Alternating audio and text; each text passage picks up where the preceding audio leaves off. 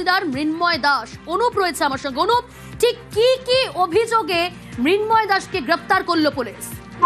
দেখো, দক্ষিণ দমদম পৌরসভার 11 নম্বর ওয়ার্ডে যিনি কাউন্সিলর তথা সি ওরফে বুবলা, ইতিমধ্যেই তাকে গ্রেপ্তার করা হয়েছে। তার বিরুদ্ধে যে অভিযোগ, শুধুমাত্র তোলাবাজির অভিযোগ নয়, একাধিক জায়গায় তোলাবাজির অভিযোগ যেমন রয়েছে। এলাকার যে সমস্ত বিজেপি কর্মী তাদেরকে মারধরের ঘটনা আছে 2021 সালে, এবং একাধিক এলাকার মানুষজনকে কিন্তু মারধর, ক্লাবের সংগঠনের ছেলেদেরকে মারধর থেকে শুরু করে একাধিক অভিযোগ ছিল এই তৃণমূল কাউন্সিলরের বিরুদ্ধে।